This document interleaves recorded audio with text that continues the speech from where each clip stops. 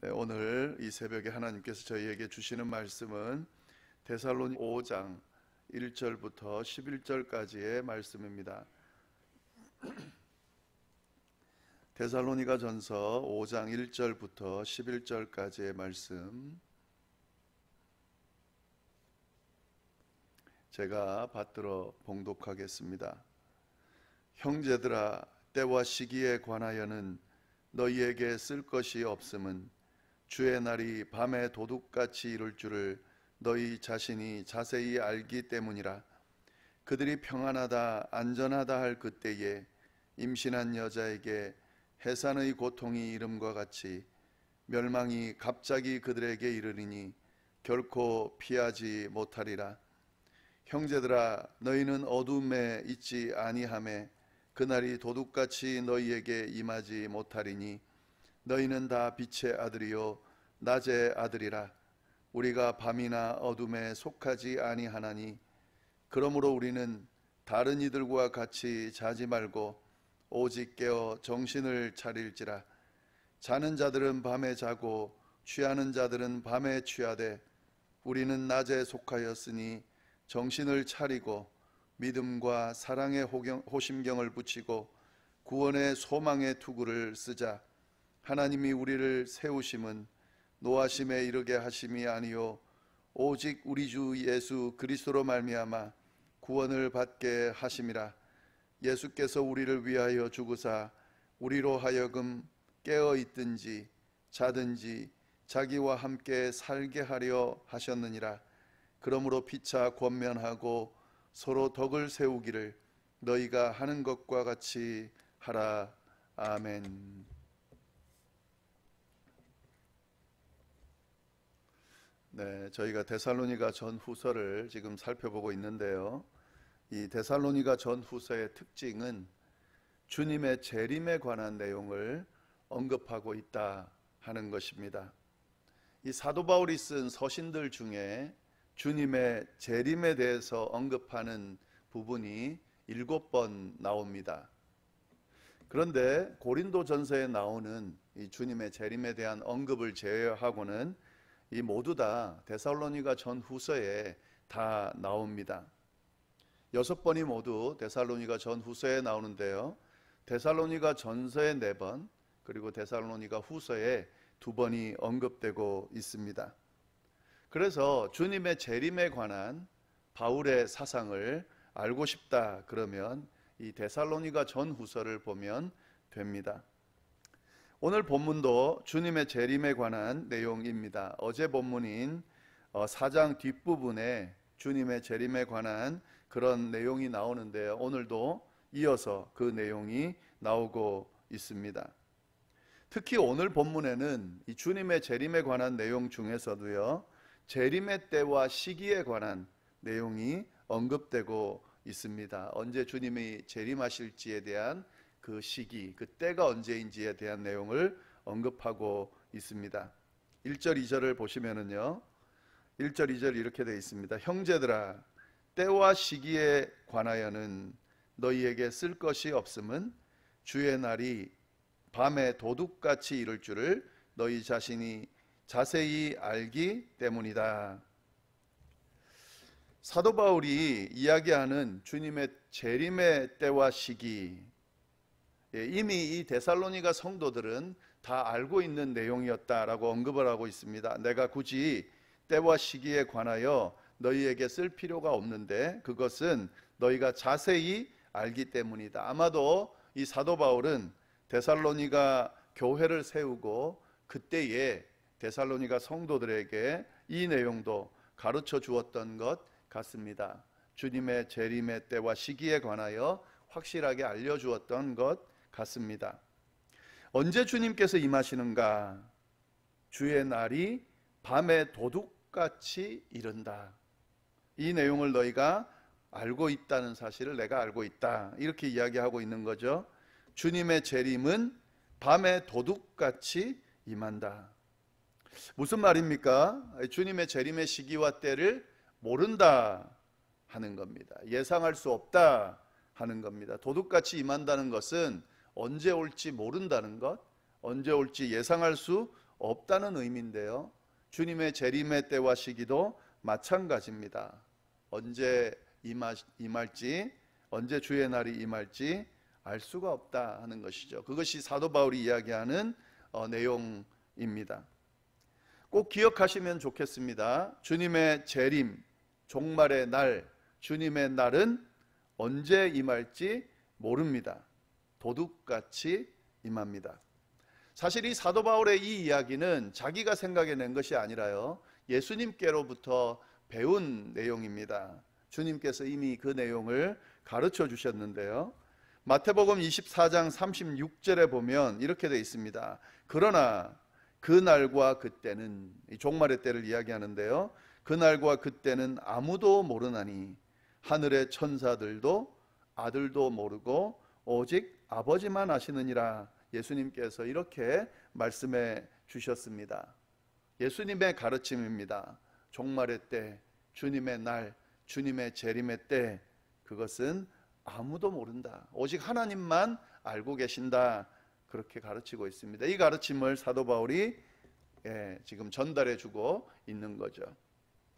믿는 자들을, 또 믿지 않는 자들 마찬가지인데요, 가장 현혹하기 좋은 내용이 바로 이 내용입니다. 종말의 날짜, 심판의 날짜, 재림의 날짜를 확실하게 정해서 알려주는 것, 이것이 그들을 현혹하기에 가장 좋은 부분이죠. 그래서 이단들이 이렇게 많이들 하는 겁니다. 날짜를 정해줘야 사람들이 현혹되니까, 자기를 믿으니까 자꾸 날짜를 정해서 그 날에 온다고 이야기하는 이유가 그래서입니다. 그러나 그것은 거짓입니다. 성경이 확실하게 이야기하고 있습니다. 꼭 기억해 하셔야 됩니다. 날짜를 정확하게 알고 싶어하는 우리의 심리를 자극해서 누군가 언젠가 종말이 오고 또 언젠가 주님의 재림이 임할 거라고 이야기할 때에, 그때 이 말씀에 근거해서 현혹되면 안 됩니다. 아무리 믿고 싶고 또 아무리 그 사실이 진짜인 것처럼 느껴져도 이 말씀을 먼저 기억하셔야 됩니다. 주님의 재림의 때는 도둑같이 임하기 때문에 모른다, 예상하기 힘들다 하는 거죠. 오직 아버지만 아신다. 아들도 모른다 그랬습니다. 예수님도 모른다 그랬는데 그 내용을 안다고 말하는 사람이 있다 그러면 그건 예수님보다 더 대단한 사람이라는 건데 말이 안 되는 거죠. 그래서 주님의 날, 주님의 재림을 우리가 모르기 때문에 그럼 어떻게 해야 되냐? 그래서 항상 준비하는 거죠. 뭐 언제 오시든 무슨 상관입니까? 주님 다시 오신다고 약속하셨고 주의 심판의 날은 반드시 임한다고 약속했으니까 늘 그 날을 기대하고 기다리면서 준비하는 거죠. 그래서 사도 바울이 그 뒤의 내용을 이야기하고 있는 겁니다. 3절 말씀 보시면은요, 그들이 평안하다, 안전하다 할 그때에 임신한 여자에게 해산의 고통이 이름과 같이 멸망이 갑자기 그들에게 이르니 결코 피하지 못하리라. 이 주님의 날, 주님의 재림이 갖고 있는 의미가 주님을 믿느냐 믿지 않느냐, 주님을 믿고 구원받았냐 구원받지 않았냐에 따라서 다른 결과가 나타남을 이야기하고 있습니다. 믿지 않는 자들, 주님을 모르는 자들, 주님을 믿고 구원받지 못한 자들에게는 그 주님의 재림이 멸망의 날이다, 심판의 날이다 하는 거죠. 그걸 전제하고 3절을 이야기하고 있는 겁니다. 이 주님을 믿지 않는 자들에게 심판이 임할 텐데 이들이 그 사실을 믿지 않고 나는 평안하다, 안전하다라고 할 그때에 마치 임신한 여자에게 해산의 고통이 갑자기 찾아오는 것처럼 그들에게 멸망이 갑자기 찾아오게 될 것이고 그들이 피하지 못할 것이라고 하는 경고의 말씀을 해주고 있습니다. 주님의 날은 언제 올지 모르지만 반드시 올 것이고 언제 올지 모르기 때문에 순식간에 갑자기 오게 될 텐데 그때에 자기가 평안하다 안전하다 하고 그렇게 안일하게 있다가는 이런 일을 겪게 될 거다라고 하는 경고의 말씀을 이야기해 주고 있습니다.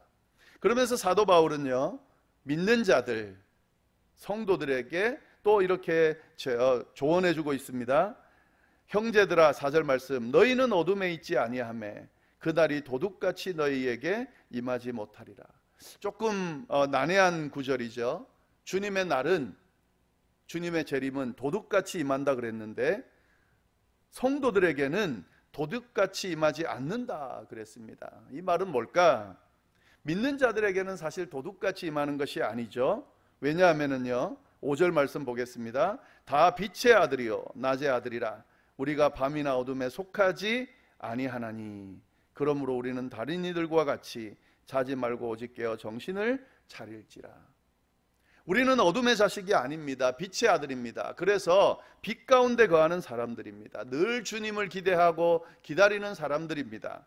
그러니까 주님이 언제 올지 우리가 확실한 날짜는 모르지만 주님이 오실 것을 우리가 깨어 정신을 차리고 지켜보고 있기 때문에 알 수 있다 하는 거죠. 오늘 오나 내일 오나 아니면은 10일 뒤에 오나 한 달 뒤에 오나 상관없이 늘 빛의 아들처럼 깨어서 기대하고 기다리기 때문에 사실은 그날은 도둑같이 임하는 것이 아니라 우리가 예측하고 있는 그 시점에, 우리가 기다리고 있는 그 시간에 오실 거다 하는 거죠. 그걸 기다리다가 맞이하기 때문에 사실은 도둑처럼 임하는 것이 아닌 거죠. 그렇기 때문에 성도들에게 사도 바울이 권면하고 있습니다. 그렇기 때문에 잠자지 말고 다른 이들과 같이, 어둠 속에 있는 자들과 같이, 믿지 않는 자들과 같이 그렇게 잠자지 말고 오직 깨어서 정신을 차리고 주님을 기다리자. 그렇게 지금 사도 바울이 권면하고 있는 겁니다. 7절 말씀, 8절 말씀 계속 이어지는데요. 자는 자들은 밤에 자고 취하는 자들은 밤에 취하되 우리는 낮에 속하였으니 정신을 차리고 믿음과 사랑에 호심경을 붙이고 구원의 소망의 투구를 쓰자. 우리는 낮에 속하였기 때문에 정신을 차리고 믿는 자들답게 믿음과 사랑과 소망을 가지고 그렇게 주님을 기다리면서 우리에게 맡겨진 삶을, 성도로서의 삶을 살아가자 하는 그런 의미가 여기에 있는 겁니다. 믿음과 사랑의 호심경, 이 호심경이라는 것은 가슴 막는 갑옷을 이야기하는데요, 갑옷을 입고 구원의 투구를 쓰고 그렇게 정신을 차리고 기다리자 하는 거죠. 네, 9절 말씀 그 이후에 보시면은 하나님이 우리를 세우심은 노하심에 이르게 하심이 아니요 오직 우리 주 예수 그리스도로 말미암아 구원을 받게 하심이라. 주님의 재림은 믿는 자들의 구원을 이루게 하는 그 날이기 때문에 정신을 차리고 깨어서 준비하고 있자. 우리에게 주어진 성도의 삶을, 믿음, 소망, 사랑을 드러내면서 살아가고 있자. 그렇게 권면하는 겁니다. 마지막으로 10절 11절 예수께서 우리를 위하여 죽으사 우리로 하여금 깨어있든지 자든지 자기와 함께 살게 하려 하셨느니라. 그러므로 피차 권면하고 서로 덕을 세우기를 너희가 하는 것과 같이 하라. 이처럼 주님의 재림을 기대하면서 깨어 정신을 차리고 믿는 자로서의 모습을 지켜가면서 지금 너희가 하는 것처럼 서로 권면하고 세우면서 주의 날을 함께 준비해 나가라 라고 사도 바울이 데살로니가 성도들에게 권면하고 있는 겁니다. 이 내용은 오늘 우리 성도들에게 권면하는 내용과 같습니다. 주님은 반드시 다시 오십니다. 주님의 날은 반드시 임할 겁니다. 믿지 않는 자들에게는 그 날이 심판의 날이 될 겁니다. 멸망의 날이 될 겁니다. 그러나 믿는 자들에게는 그 날이 구원의 날이 되고 주님과 만나는 날이 될 겁니다. 밤의 자녀들 같이, 밤의 자식들 같이, 믿지 않는 자들 같이, 멸망받는 자들 같이 밤에 거하고 주님이 오실지 안 오실지 전혀 관심 없이 그냥 그렇게 평안하다 평안하다 하면서 보낼 것이 아니라 깨어 기도하면서 정신을 차리고 성도로서의 모습을 지키면서 주님이 언제 오시든 오시면 아멘 주여 제가 주님을 기다렸습니다. 주님 이제 주님을 맞습니다 라고 그렇게 주님 만나고 주님의 품에 안길 수 있도록 그렇게 서로 피차 권면하며 세워가며 그렇게 주의 날을 함께 준비하는 성도가 되라고, 성도의 삶을 살라고 오늘 이 말씀이 저희들에게 권면하고 있다 하는 것이죠. 이 하나님의 음성을 잘 들으실 수 있기를 바랍니다. 그리고 깨어서 주의 날을 기다리는 그런 성도들이 다 될 수 있기를 간절히 바랍니다. 기도하겠습니다. 하나님 아버지, 감사합니다. 오늘 귀한 말씀을 통하여 하나님의 음성을 듣게 하시니 감사합니다. 특별히 하나님, 주님의 재림에 관하여, 주의 날에 관하여, 심판의 날에 관하여 저희가 다시 한번 집중하고 또 다시 한번 주목할 수 있게 하시니 감사합니다. 주님의 재림은 반드시 이루어집니다. 주의 날은 반드시 올 것입니다. 그 날이 믿지 않는 자들에게는 심판의 날, 멸망의 날일 것이지만 믿는 저희에게는 구원의 날임을 믿습니다. 하나님 아버지, 믿지 않는 자들, 어둠의 자녀들처럼 하나님 어둠 속에 거하면서 그냥 이 세상이 끝인 것처럼 그렇게 방탕하며 살지 않게 하여 주시고 빛의 아들처럼 정신을 차리고 주님께서 허락하신 그 구원의 약속을 기대하면서 우리에게 주어진 성도로서의 삶, 믿음, 소망, 사랑을 드러내는 성도로서의 삶을 살아가면서 주님이 오실 때에 우리가 기대하고 맞으며 주님 품에 안기는 그런 저희 모두가 될 수 있도록 주여 인도하여 주옵소서. 함께하여 주시기를 간절히 바라고 살아계신 예수님의 이름으로 기도드립니다. 아멘.